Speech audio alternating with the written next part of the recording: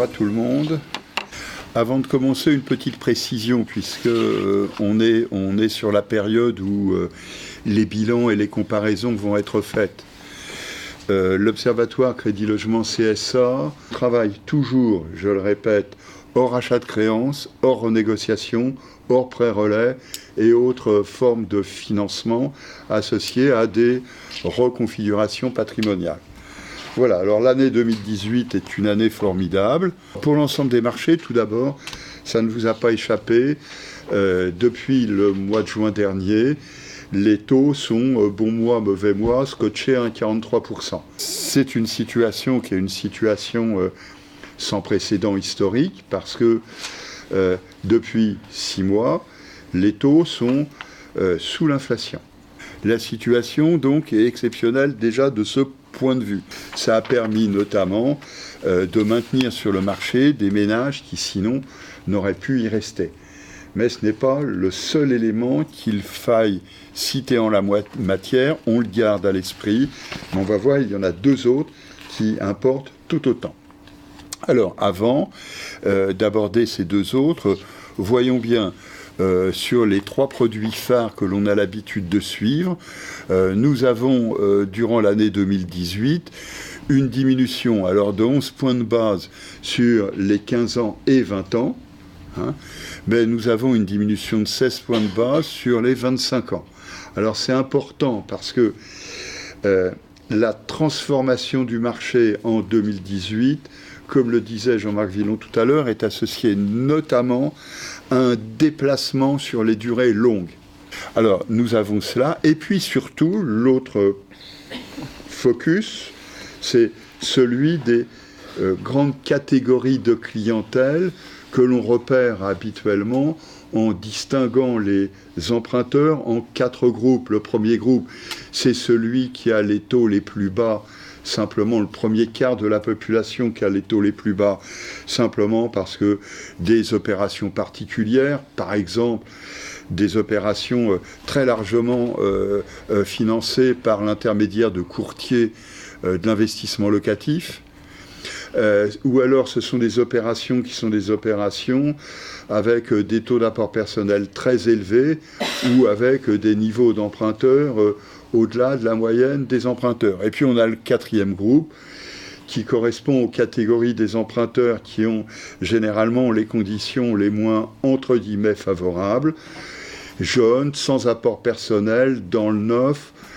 et puis comme vous l'avez noté en 2018, maintenant sans aide personnelle à l'accession et pour une large partie de ces emprunteurs sans prêt à taux zéro. Donc ces ménages-là sont sur des conditions qui sont moins favorables. Alors on le voit par exemple, c'est toujours la même histoire, prenons les 20 ans, entre le 20 ans du premier groupe qui est à 1,17% et le 20 ans du 4e groupe qui est à 1,70%, on voit bien la différence.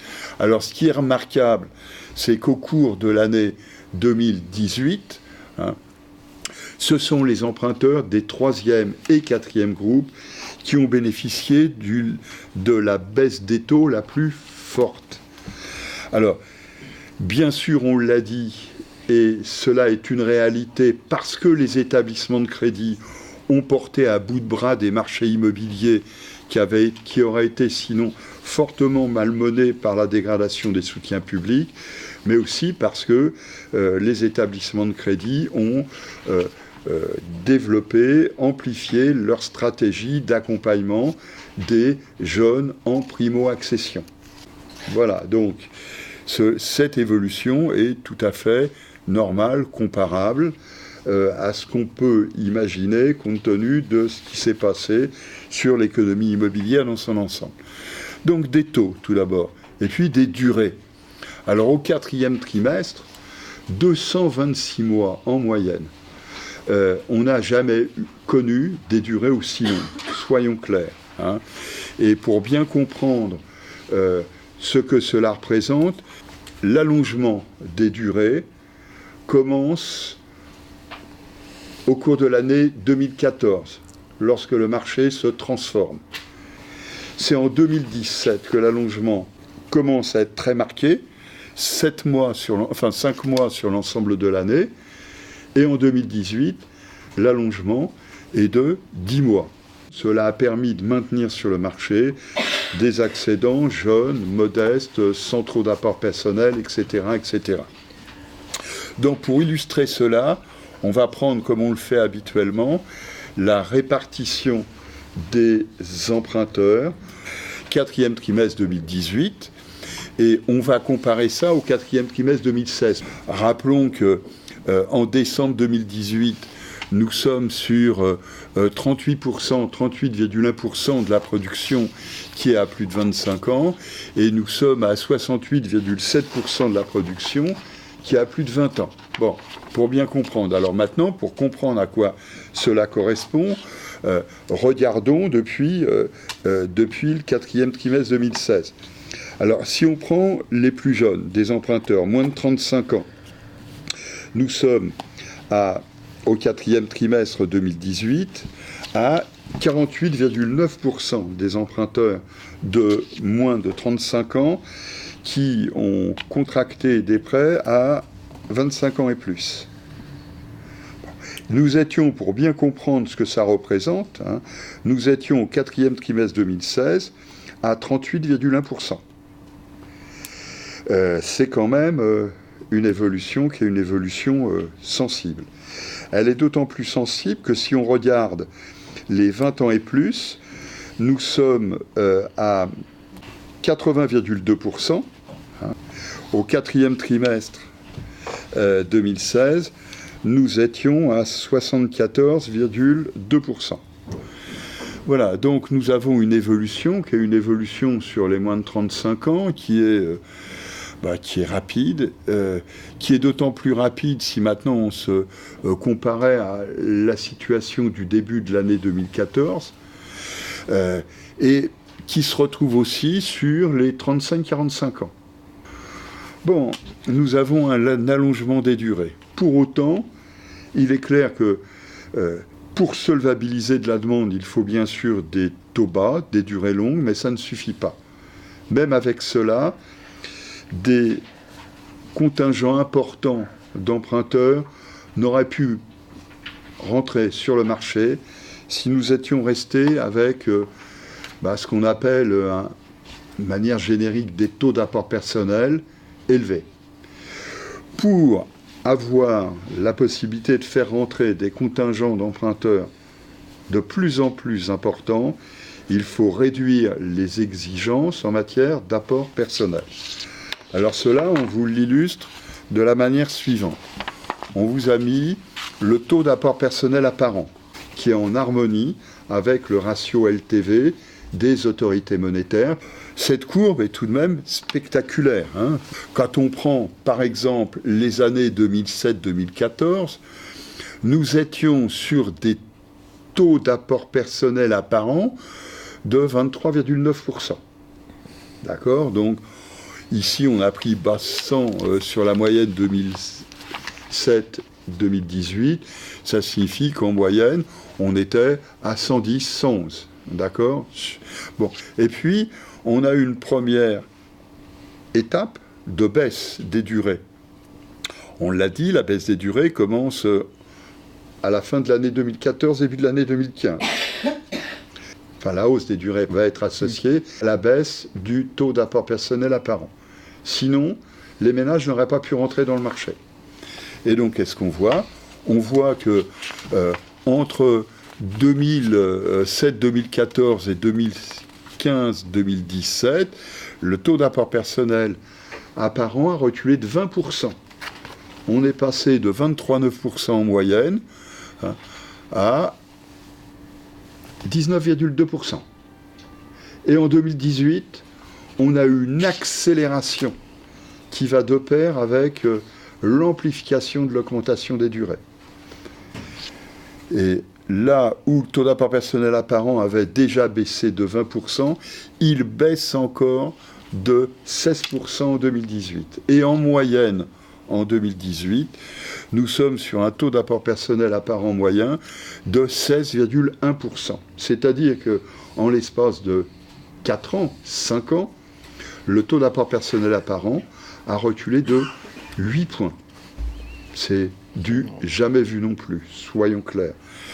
L'année 2018 se caractérise donc par un taux d'apport personnel moyen de 15,5% dans le neuf et de 17,3% dans l'ancien. On voit bien ce que cela représente en termes de chute du taux d'apport personnel moyen. C'est une chute spectaculaire. Sans cela, les marchés n'auraient pas pu résister comme ils l'ont fait en 2018. C'est clair. Aussi bien dans le neuf que dans l'ancien. Pour autant, en 2018, les revenus des ménages qui réalisent ont progressé de 0,9%. 0,9%, c'est bien en deçà de l'indice des prix à la consommation, qu'il soit ou non harmonisé. 0,9%, la progression avait été de 2,4% en 2017. Alors bien sûr, les coûts des opérations immobilières comme les prix de l'immobilier ont ralenti en 2018. Pour autant, le coût des opérations a continué à progresser plus vite, nettement plus vite, que les revenus des ménages qui réalisent.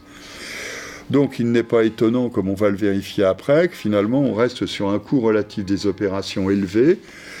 Et dans le même temps, il était évident, puisque le taux d'apport personnel a fortement reculé en 2018, il était évident que l'apport personnel moyen chute. Alors, cette chute de l'apport personnel moyen, on a évidemment 3 explications, ça va de soi. Bon. Tout d'abord, maintenir sur le marché par l'amélioration des conditions de crédit des ménages qui sont des ménages modestes ou très modestes. Deuxième raison, nous sommes sur des disparitions de soutien public. Ça a eu comme conséquence que de toute façon, il a fallu remplacer cela, et remplacer cela par des formules d'endettement qui jusqu'alors n'étaient pas forcément répandues chez certaines catégories de ménages. Par exemple, des prêts bancaires classiques. Et donc, il fallait, dans ces cas-là, accroître les possibilités, qui étaient les possibilités de solvabilisation des demandes correspondantes. Et puis, troisièmement, les conditions de taux auxquelles on a assisté, que l'on a observé, favorisent un recours accru à l'endettement. Tout cela étant, il était évident qu'il n'y avait pas beaucoup de raisons pour que l'indicateur de solvabilité de la demande se redresse véritablement. Depuis l'été 2016, l'indicateur de solvabilité de la demande se contracte. L'indicateur, qui est l'indicateur d'activité du marché des crédits, qui suit l'évolution des prêts bancaires classiques, en 2018, le nombre de prêts bancaires classiques accordés, moins 3,8%. Ce que disait autrement Jean-Marc Villon, prenons l'ensemble de la production de crédit logement. On a bien un recul, mais paradoxalement, dans le même temps, une augmentation de la production de crédit, 4,8%. Mais quand on se souvient que l'année 2018 a été une année d'augmentation des prêts moyens, il était évident que de toute façon, on a une augmentation de production, mais un recul du nombre de prêts accordés. Bon, voilà, donc une année qui se finit comme elle avait commencé, finalement, sans évolution qui soit une évolution remarquable sur la production de prêts bancaires classiques, pour autant avec des transformations dans le marché.